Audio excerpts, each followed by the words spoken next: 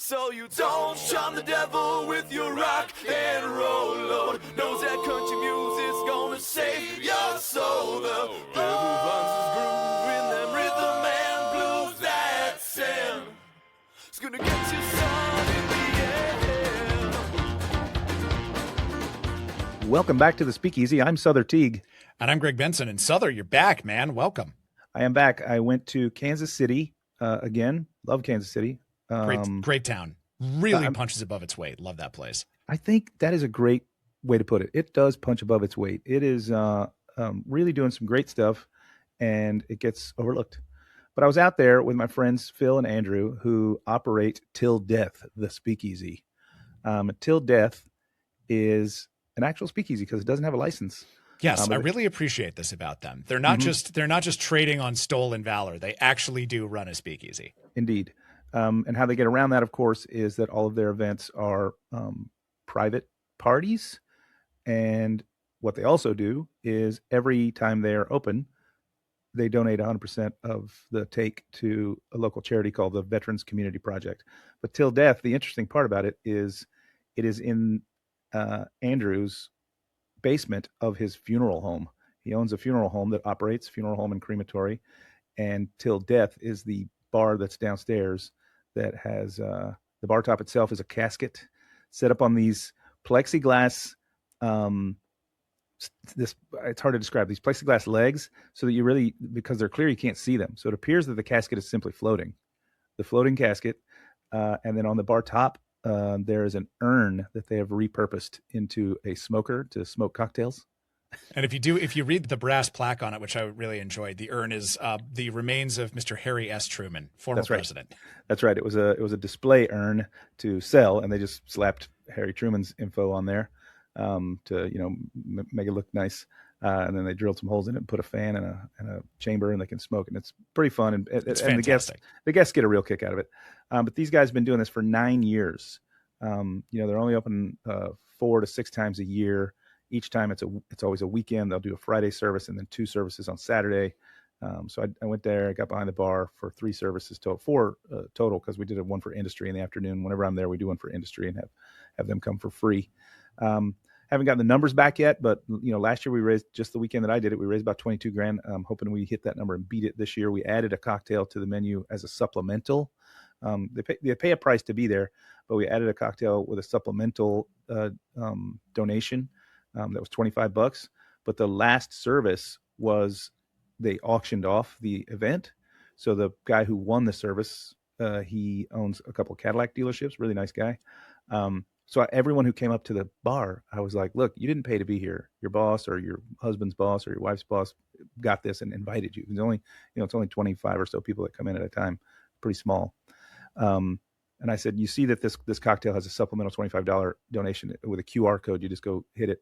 And I said, but it doesn't have a price tag associated. So like, I think you should donate $250. Nice. So everyone was going in and like, you didn't pay to be here, go donate. Yeah. This is a charity. It should sting a little. And the Veterans Community Project is amazing.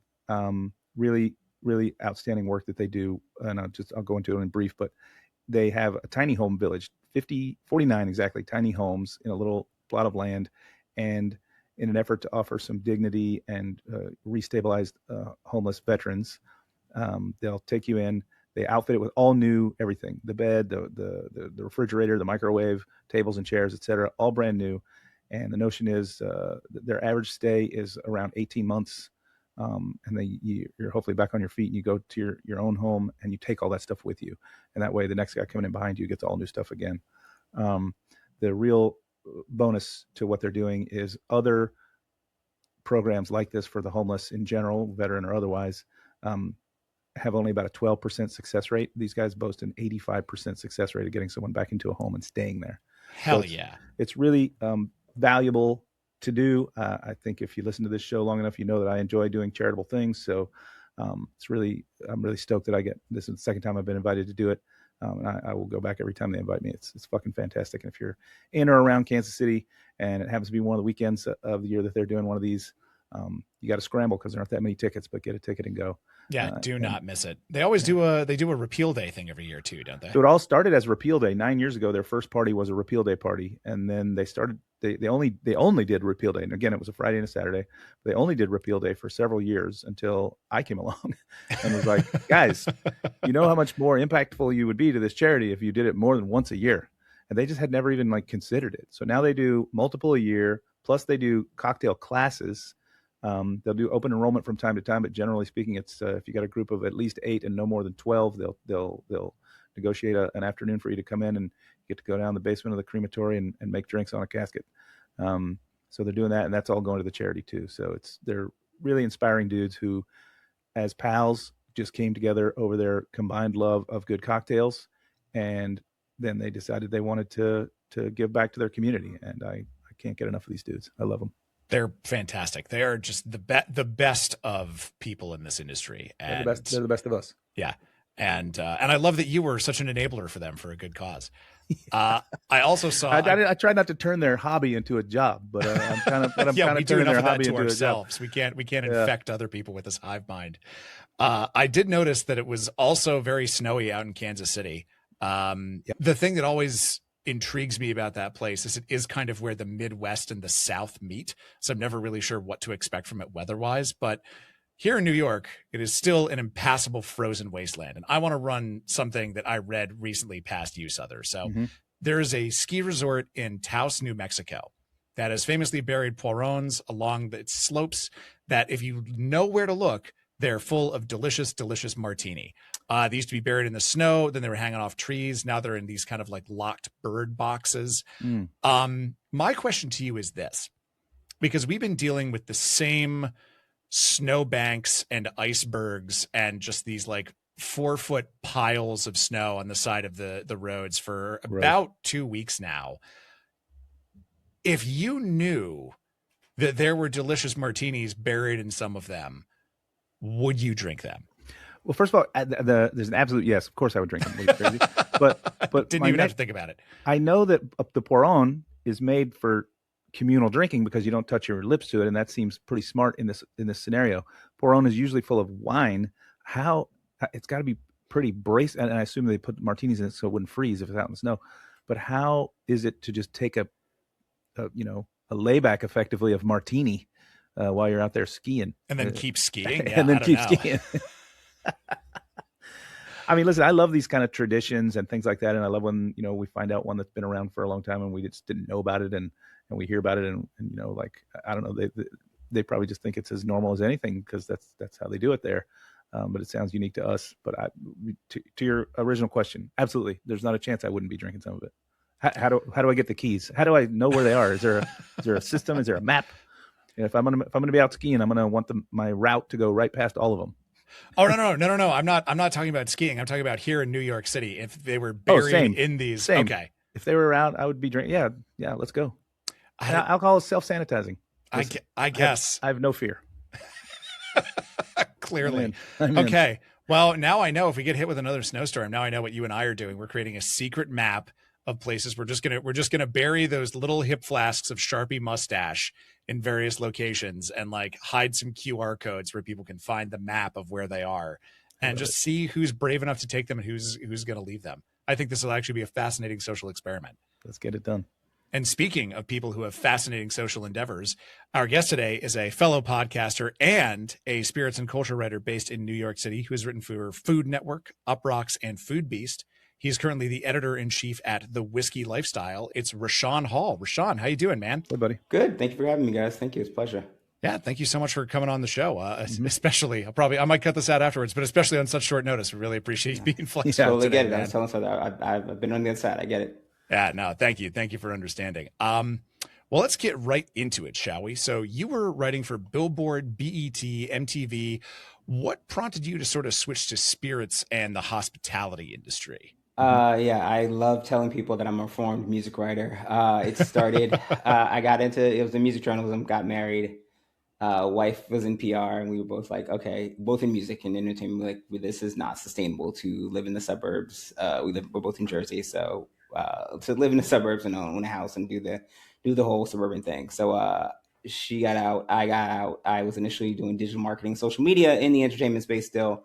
And, you know, honestly got 2017, got laid off from a job, got a nice severance package, and just, you know, she was like, take some time, figure out what it is you want to do. You've got a nice package, like go do something for yourself. And over those the previous year or two, as you know, foodstagram and food porn became a thing, I was always just kind of interested in drinks and cocktails. And a lot of my travels, I'd sit at the bar, at a hotel bar, after a meeting, and would talk to bartenders. And every bartender I've met has had an amazing story. So just kind of started doing these things. I was like, all right, how do I apply this storytelling that I love to this? So started reaching out to folks. Just Tara at Thirsty was one of the first people I reached out to, and just said, hey, here's my, you know, here's the stuff that I've written in the past. And hilariously to this day, she's like, I would love for you to write for us. We can't pay you. And I said, I don't want to be paid. She said, like, I just want to get into this space. And I genuinely loved it that much. And yeah, just kind of how we did the show. There.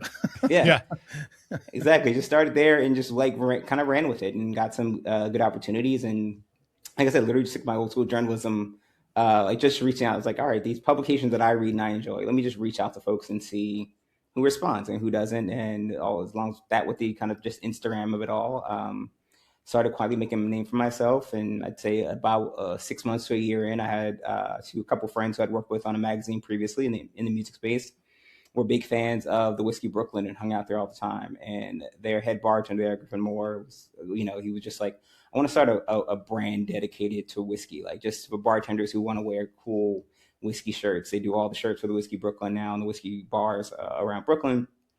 So they started the Whiskey Lifestyle as a clothing brand, t-shirts and hats, and we still do that to this day. But they kind of I came in probably a year after they launched, and like, do you guys want to do editorial? He's like, do you want to, how don't you guys do editorial? So Cam, who kind of brought me in, is a designer and is also in social media. He's like, let's just start, you know, this blog, if you will, is what we called it at the time. I just started doing, you know, reviews and thoughts and everything from first person essays about traveling to straight ahead whiskey news. And yeah, got the bug from there. And that's what really took off as the mainstay. And as a result, other folks have kind of come through, and I've been fortunate enough to have other opportunities like some of the ones you mentioned. And it's just been really fun. I think I'd also be I want to be completely transparent that I have a day job, so like it's been a great labor of love like get to do this. Yeah, you need health insurance and 401k. It's all things that I need. Again, I want to be, you know, be one of those quote unquote adults. So yeah, I get to do this as I always say 5 to 9, and it's been great.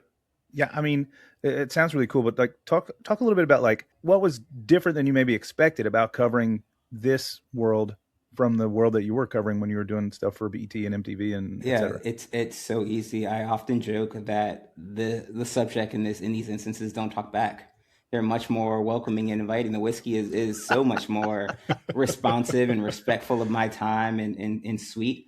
But no, seriously, the people in this industry, whether it's a bartender, a distiller, a brand rep, I have not, and you know, knock on whatever this desk I'm sitting in front of is made of, have never had a bad experience in my 7 or 8 years doing this. It's been, you know, yes, there have been, you know, things that timing didn't align or projects didn't work out the way I wanted them to work or opportunities didn't come to fruition. But in terms of one-on-one experiences, whether, you know, it's an 8th generation distiller or a craft distiller who's just kind of popped their still and just getting into this space, or again, any number of amazing bartenders that I've gotten to meet, it's been, you know, the hospitality thing really is key for a lot of the people I've met. I have not had a bad experience in that respect.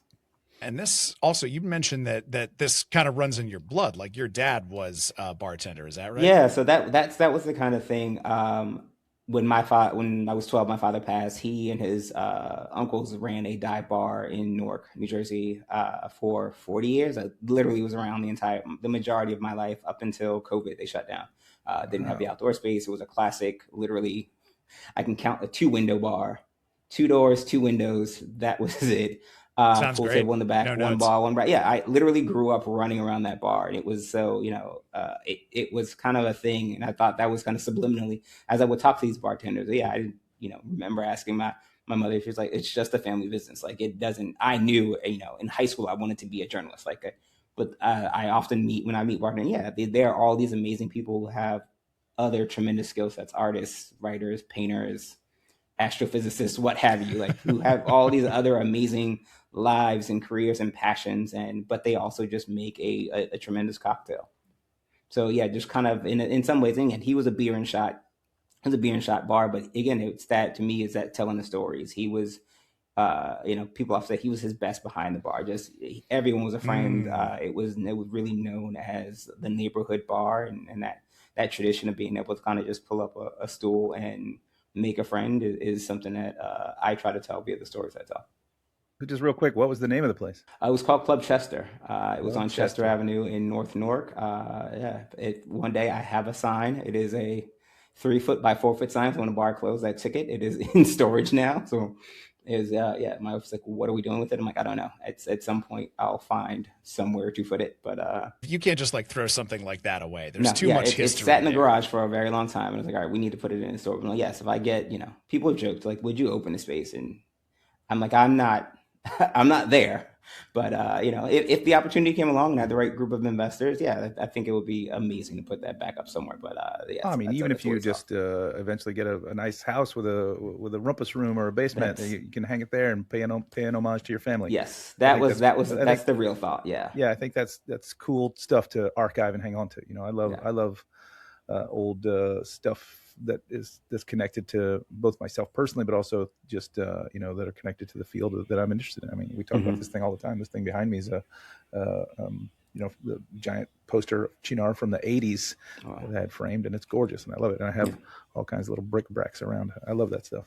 Preserve stuff, preservation. Well, let's talk a little bit about the whiskey lifestyle. And this is kind of the main thing that intrigued me when I first met you and why I wanted to have you on the show is it is a news organization that kind of spun out of a lifestyle brand. Am I right about that?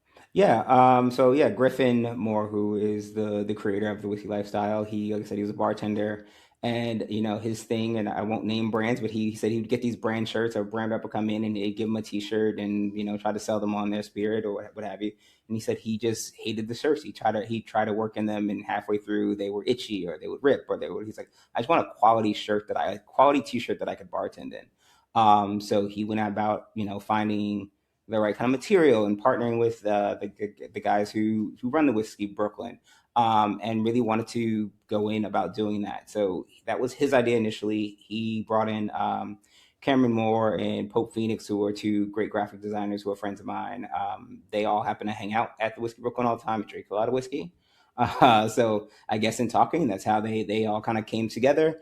And as a result of that, Cam and Pope brought me in because we all worked together at a magazine. And it was like, okay, if we're going to make this truly a lifestyle thing, what do people who drink whiskey care about? And it became more than just being, it's not at all a palate and nose website. It is very much about the stories. So whether it's about a country singer who's doing a new whiskey or a whiskey guy who might be into snowboarding, I want to cover all of those aspects of what I see as my lifestyle, what other people see as their lifestyle. Yeah. So I love Marvel movies, but I also love whiskey, but I also am really into football. So what are all those things and what are the passion points that we want to cover? And you said you've been the sort of de facto editor-in-chief since 2018.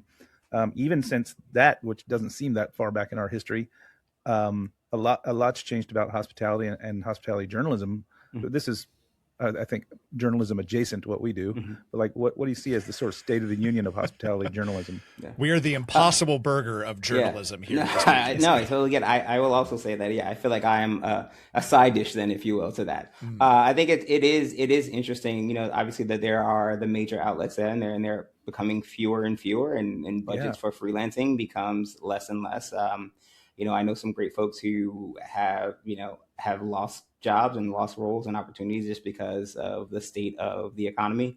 I think it's from a news gathering standpoint, I think it's become more and more interesting. The floodgates have opened. There's a bit of democratization with social media. So, you can reach out to a brand rep or you can reach out to a brand, and ideally you get back to them. I think there's also, if the creator spaces that's opened up has changed the way hospitality is looked at. I was on a press trip recently and was on a press trip with tremendous people. 3 of them were writers like myself. 3 of them were content creators.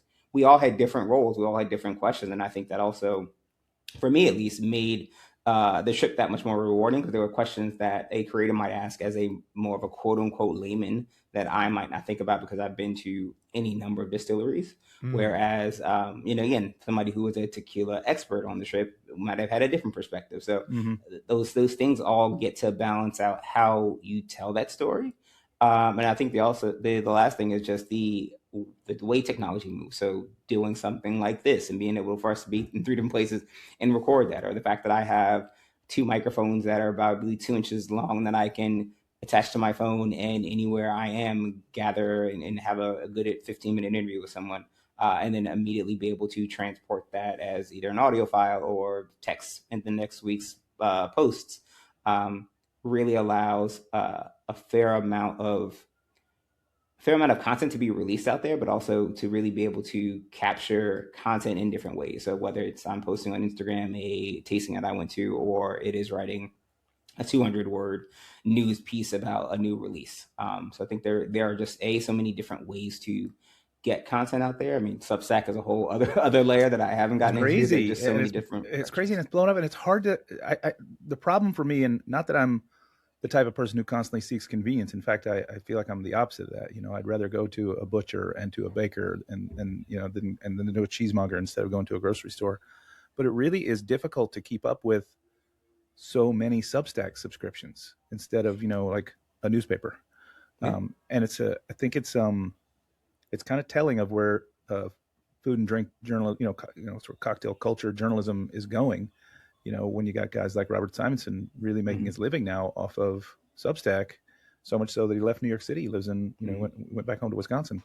I don't know. I'm getting off on my own little tangent here, but but I do think to frustrating. Your point, there's almost so much content, like anything else. There's so much content out there in the streaming world, which is what I do for a full-time job. There's almost such a dearth of content. You can't keep up. I do think the interesting thing that the house food and drinks has obviously, but drinks more so has not gotten into video in that same way. Like I have not seen, yes, there was a bartending competition show on Netflix that did really well, but like the fact that there has not been more of content giving the amazing personalities that you see on that side behind the sticks, that there's not more video content coming in a more consistent way. Obviously there are creators out there doing it, but the podcast like you guys do, I think there is definitely a white space out there for more of this kind of content. Well, a really long time ago, I worked for a television show on the Food Network, and we pitched a cocktail show, and we were turned down pretty quickly because the producers, powers that be, whatever, and they made a valid point at the time, and I think that point is still true today, but not as true because there's education. They said at the end of every food episode on the Food Network, the host takes a bite of the food, and the viewer can taste the food. Even if they've never had chicken tikka masala, when you bite that food, they've had chicken, so they can relate. But if you say, we're going to make a Manhattan, and they've never had rye whiskey, they don't know what sweet vermouth is. They have no idea what Angostura bitters are. They changed the channel long before you got to the sip of the glass at the end. And, I think that still holds true. And then shows like Drinks Masters, I think that did us a kind of a disservice. It was popular enough, and they're doing a second season. I know that because I know some people involved. But I think that suddenly made the consumer think that like, oh, a bar is a bar is a bar. I can go into any bar and order this thing that's got, dry ice and liquid nitrogen and clarified infused. And, it's like, come on, man. I think that show is kind of a peek behind the curtains of like what's going on at the upper echelon instead of just like down on the boots on the ground where we are trying to just put the spit in hospitality, I just want to say, I don't think that producer has ever watched Stanley Tucci make and drink a Negroni, because they would think differently about whether or not there's that moment at the end if they've ever seen. Man, that man should just be on every food and drink show. I'm convinced of it. But we've been talking about how journalism is really changing and evolving here. I mean, the New York Times essentially at this point is a mobile gaming company that also owns a newspaper. Mm-hmm. And do you think that by making the whiskey lifestyle a fully, not like an appendix, not like an afterthought, but like something that very much is its own thing, but is also tied to this retail brand that has a separate income stream and has a distinct client base and is a consumer packaged good, has that been beneficial for your work and your writing? And is this kind of the future? Is this what we're going to be looking at from now on? I definitely think, and this is more broadly in media in general, because I am in the media in both aspects of my life.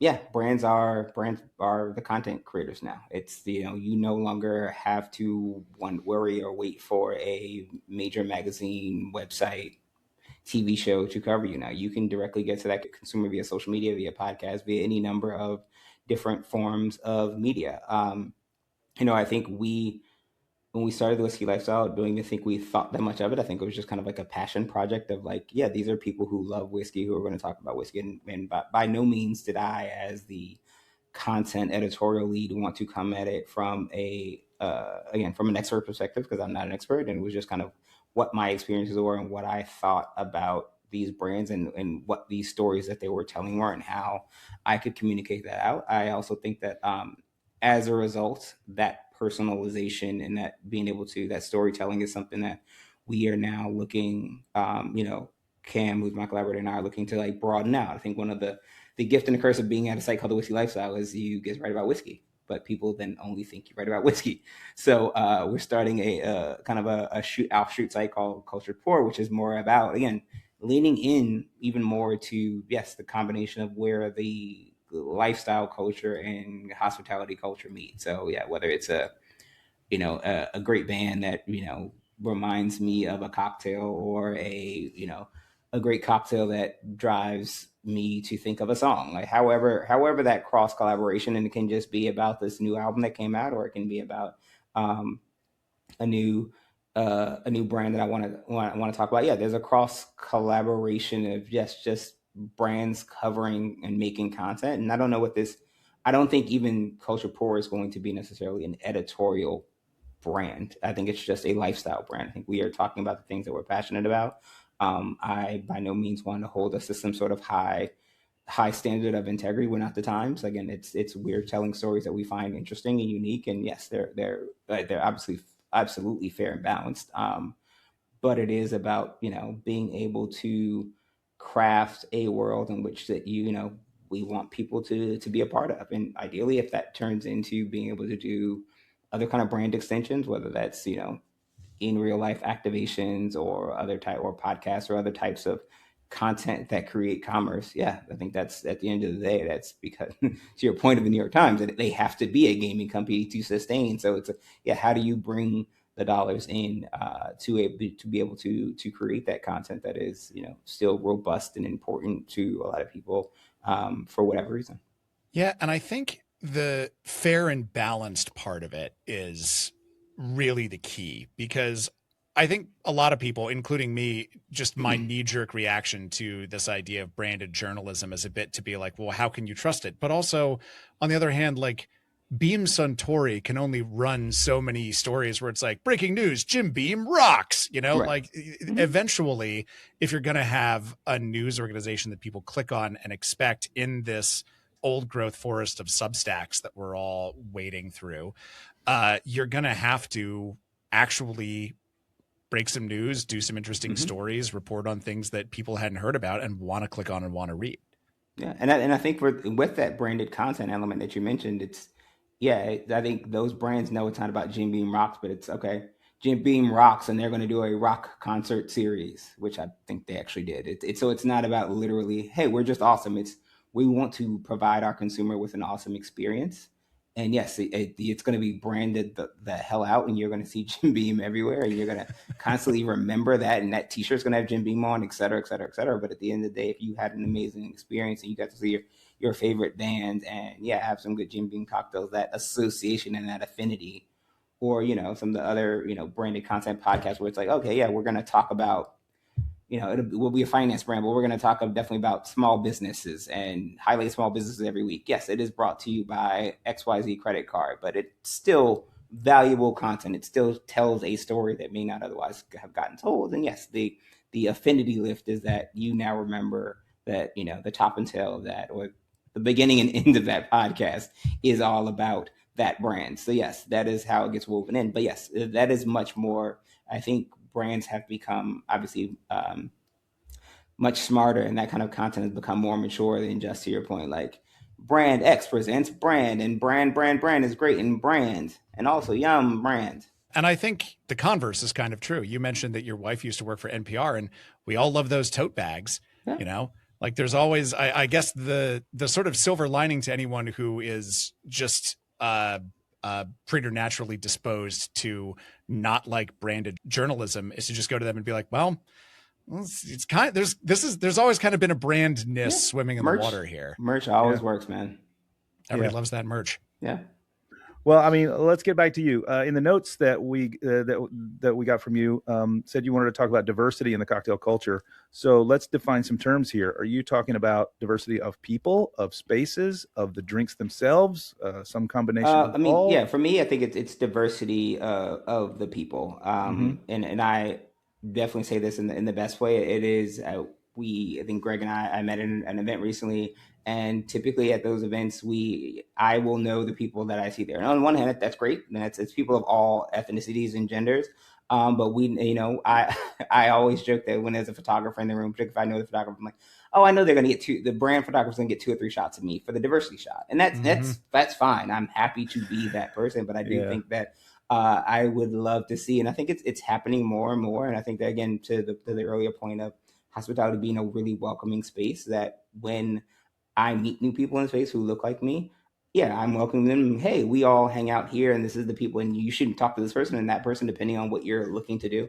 So I think it is great to see that continue. I think the Women in Whiskey series I mentioned earlier is also kind of indicative of that, of being able to highlight, to break those stereotypes. And I think some of those stereotypes are not necessarily self-imposed. It's just people make these assumptions based on, whatever you think. People have assumptions of tequila and whiskey, and each of the spirits have their own kind of quote unquote stereotypical who that person is. But to kind of break those stereotypes and to be about the spirit and the space and what you love. So to your point earlier, I can go to a bar. I can love to go to a bar and it'd be a tap house and I have a beer and a shot.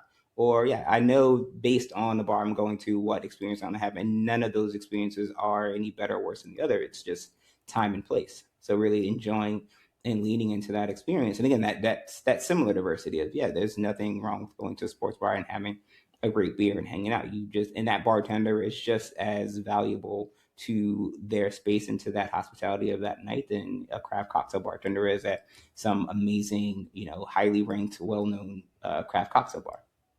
Yeah. How do you think we can better educate the consumer who by and large is the best educated consumer we've ever had right now, but they still seem to miss the mark a little bit on this notion that, well, if I'm at a bar, I can just get whatever I want, when that's kind of not true anymore, right? Like you go to certain bars, as you just said, a beer and a shot at this bar, a craft cocktail at that bar, maybe just some, a wine bar can pop up as well. But people walk in with this expectation of, well, I drink mojitos, so wherever I go, I'm going to get a mojito, whatever that is. You understand what I'm saying? How can we, as the journalists in the room, the adults?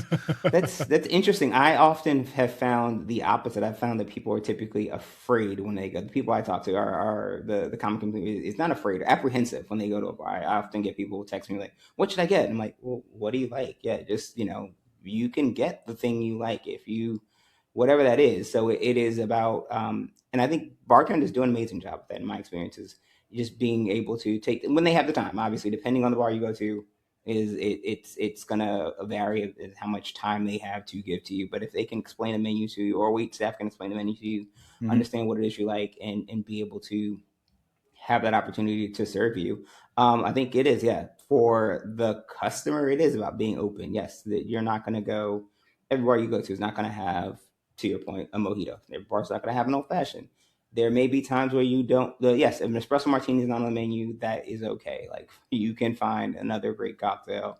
And I think some of that is on the consumer to have,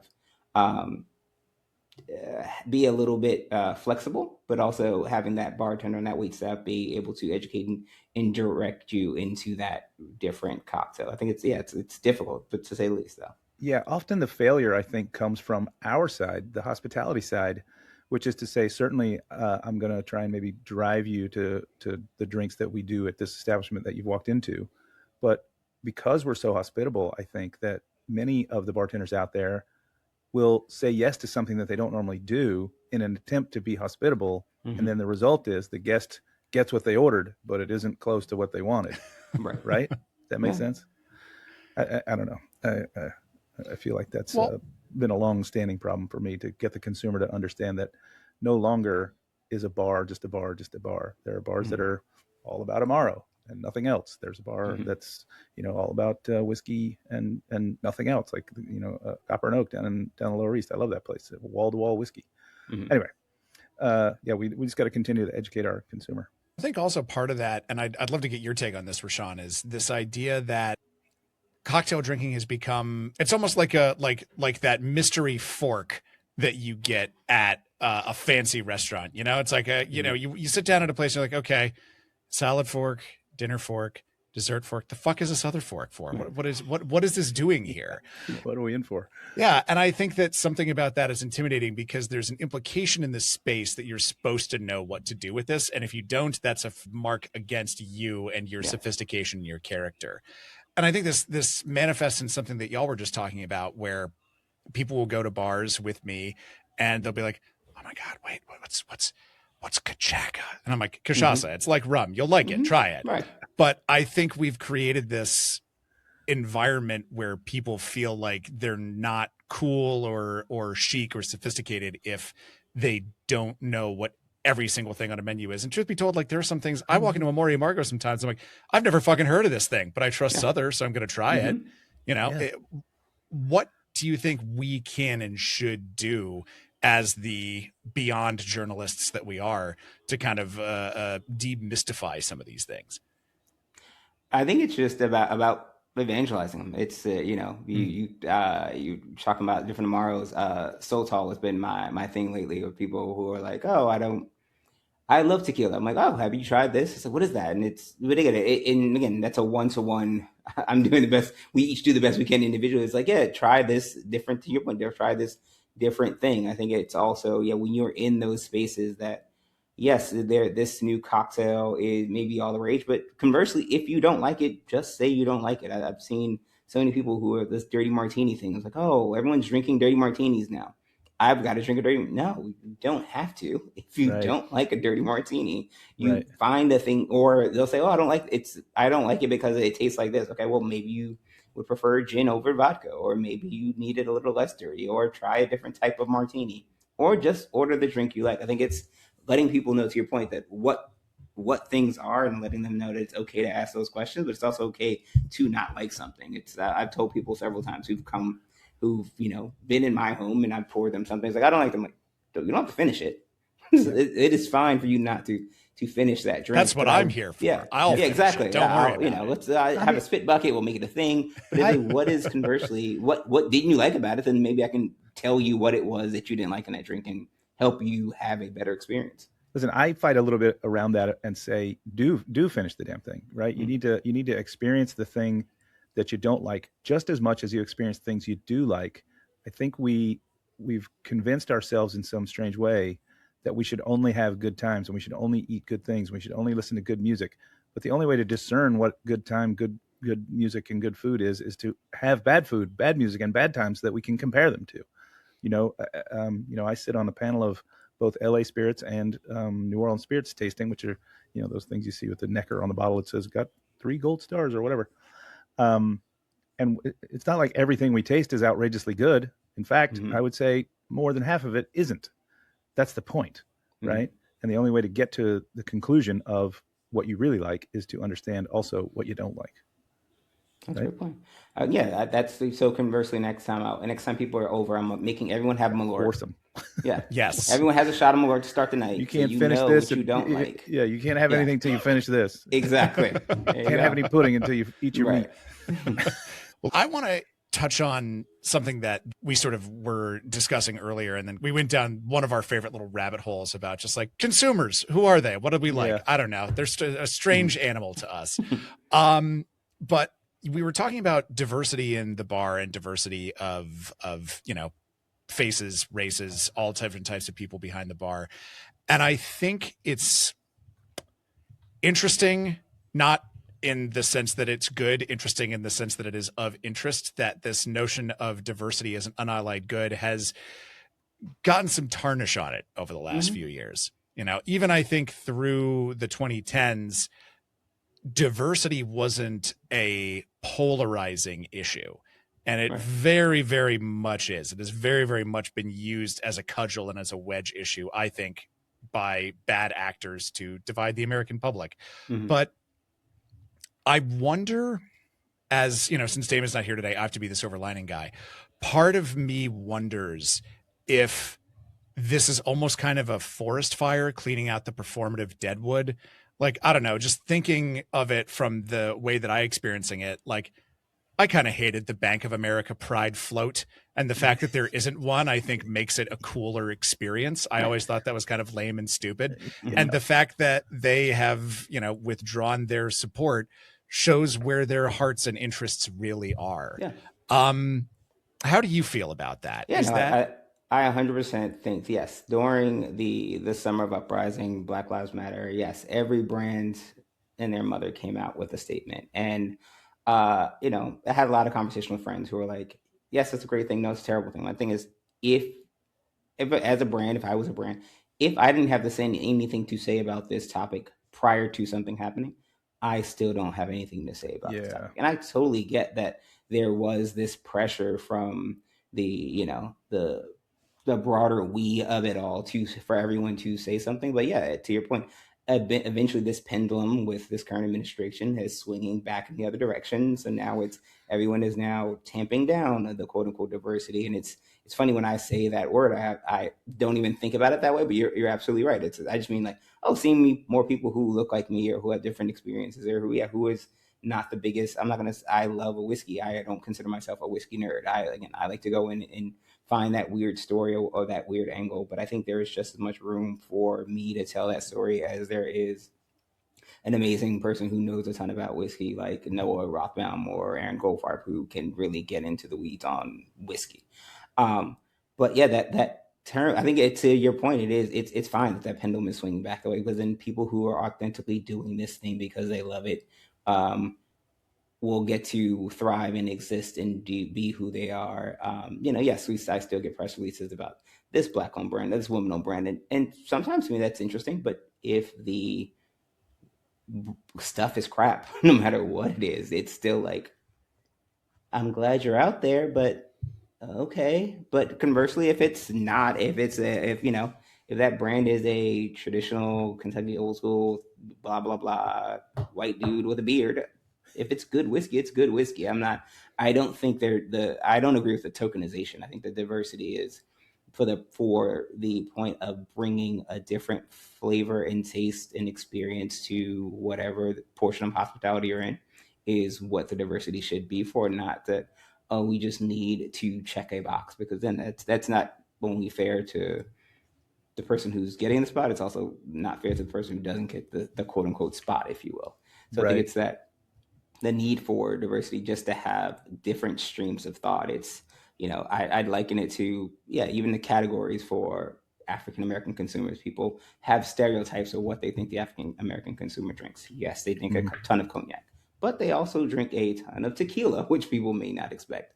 And they are, but every brand, there's no reason that every brand should, whether you're a whiskey or a vodka, that you shouldn't have that consumer and the Latino consumer and the Asian consumer. You should have all those consumers in mind. Is the consumer isn't a monolith no matter what ethnicity they are. So there's no reason that only cognac brands, for example, should market to African Americans.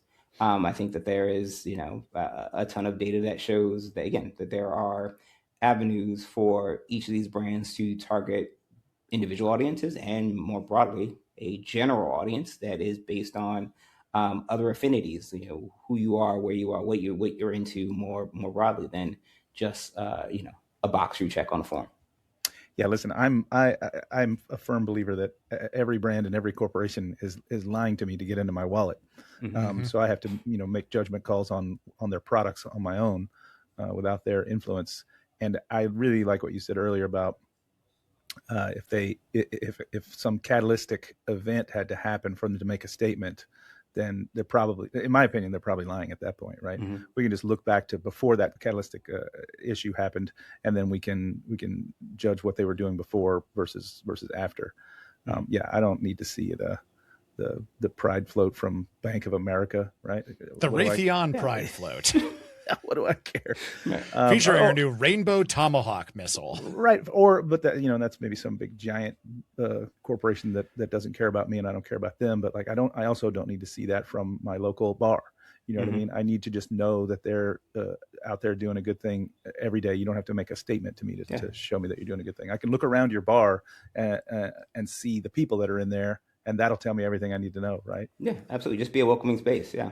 Well, as we discussed, it is freezing freaking cold here in New York City. And we'd like to ask all of our guests before we let them go, where are you drinking these days? Oh, where am I drinking? My most recent favorite place, and I've only been once, and I was supposed to go this week and did not get to go, is Overstory. Just a beautiful bar. Yeah. It's just a gorgeous. It's a slight flex. Where are you drinking these days? Oh, Overstory. That's where I would like to. Let me. I guess I should back up. That's where I would like to drink. Where am I drinking? Honestly, most times I am. There's a local restaurant right outside of my apartment. I live in Jersey, in Edgewater. That I'm more often than not drinking. It's a bar called Haven. It's a great little restaurant bar that is more typically where I'm drinking than anywhere else. Other than just like ridiculous proximity, what is it that draws you to Haven?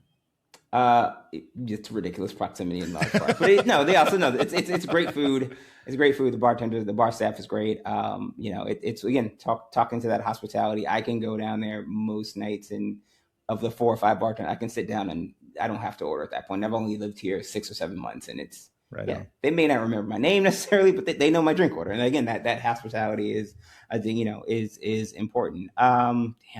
People always that question that people always, hey, where should I go to drink? I think that's probably, if I'm being honest, that's the place I go. I love trying new places all the time, so I'm always constantly trying to find that next new place that I want to check out. But yeah, that's more often than not, it's either Haven downstairs or literally in my living room. So, again, the upside of being a spirits journalist is there's any number of things I get to try at home. And talk about a place where everyone really knows your name, right? Yeah, exactly. And then, you don't have to stumble. Dress code is very lax. But it's not. Yeah, but it's not. Tabs the same. open bar all the time. But it's not the same. You got to do the dishes. Yeah, there's that. Touche. Rashaun, this has been awesome. Thank you so much for coming on the show, man. It has been great to have you, and good luck with the whiskey lifestyle. If people wanted to find you, is there an internet where people can follow along with you and your work? Yeah, absolutely. I am at Bar Time Stories, so just like bedtime stories. That's everywhere, and you can follow at the Whiskey Lifestyle for all of our content. It's been a pleasure, guys. I've been big fans of the podcast, so thank you so much. I'm honored to be on. Rashaun, it was really great having you on. Thank you so much for a great conversation. Well, that is going to do it for us this week. But if you want more, you can become a regular on our Patreon. Our regulars get no ads, cocktail recipes from all of our guests, access to our live monthly hangouts, a free cocktail kit each and every month from our friends at Shaker and Spoon, and more show. A lot more show, in fact. As always, only a little bit of our conversation with Rashaun fit on the main feed. So if you want to listen to the whole thing, you can and should become a regular today. I also want to quickly shout out the Salt Cure Restaurant Recovery Fund. They are raising funds for service workers in Minnesota who are affected by, think about the thing that salt melts, and you'll get there mentally and you'll figure it out. We're going to put a link to their organization in our show notes if you want to donate. They're doing really, really great work, and restaurants and bars are being hit hard in the Twin Cities. The Twin Cities are another place that really punch above their weight. They're near and dear to my heart. I love them. A lot of great people. As we said, with some of the folks from Kansas City, some of the best people in industry work out there. So if you want to throw them some support, if you can, click the link, do it. It would really, really help out some people who are in a tight spot right now. Yep. And speaking of things that aren't in a tight spot, speaking of things are, to borrow your words, Sother, killing it. How's Sauce doing, man? Sauce is killing it, man. Sauce is my new podcast with my dear friend Tim McCurdy, former managing editor at VinePair. So cocktail nerd for sure, but he's also, just like me, a former chef. Sauced is our show where we break down recipes of food that involve booze, and then we put them back together how we think they should be, and then we talk about what we would drink while making that dish and or drinking it. So it's cooking with booze and drinking with food. So please check out Sauced Pod, and let's get sauced. Let's get sauced. It's a ton of fun. Definitely check it out. And check out our show next week when our guest is going to be Nikki Nellis, who has been keeping a dutiful eye on the bar scene in my hometown of Washington, D.C. So I'm excited to chat all things Capitol Hill and beyond with her. Be sure to tune in for that. But for now, cheers, everybody. Cheers, everybody. So you don't charm the devil with your rock and roll, Lord. Knows that country music's gonna save your soul. The devil runs his groove in them rhythm and blues that sound. It's gonna get you some.